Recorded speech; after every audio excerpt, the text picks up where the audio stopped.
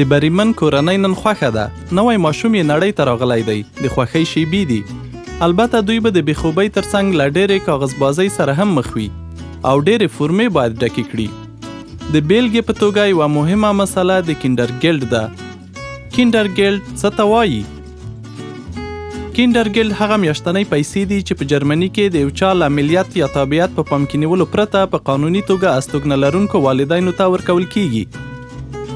البته د اروپایي ټولنې له غړو هیوادونو پرته د نورو هیوادونو وګړي باید د استوګنې داسې اجازه ولري چې له مخې کار هم وکړای شي.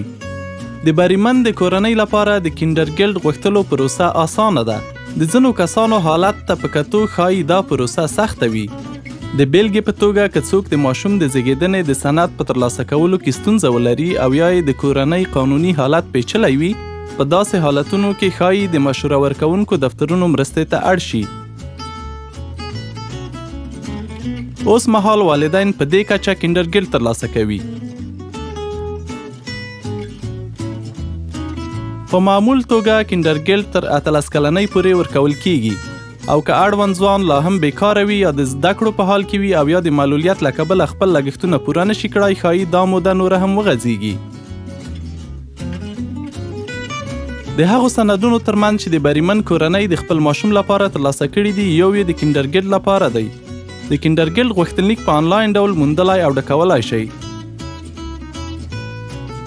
تر ټولو مهمې فورمې انتخاگ auf Kindergeld او Anlage Kind دي.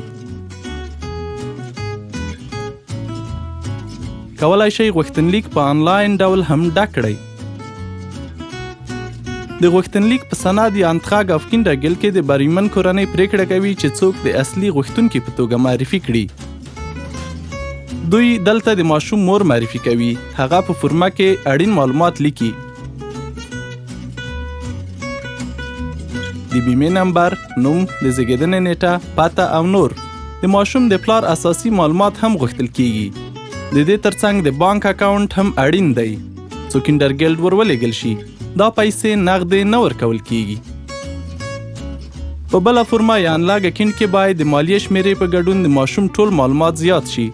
په جرمني کې ټول زیږیدونکي ماشومان له زیږون وروسته په لومړیو 3 میاشتو کې په اتومات ډول د پوسټ له لارې د مالیې شمیره ترلاسه کوي.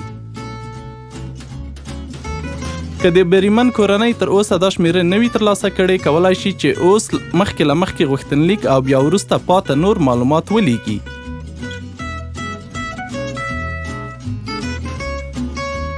اوس باید دا فورمې چاپ او لاسلیک شي او د ماشوم د زیږیدنې له سند سره یو ځای د سیمې د کورنیو بانک یا فامیلینکاسه د بوندساګنټور په اربایت ته د پوسټ له لارې ولېږل شي. د نورو معلوماتو لپاره د هندبوک جرمني ویب سایټ وګورئ.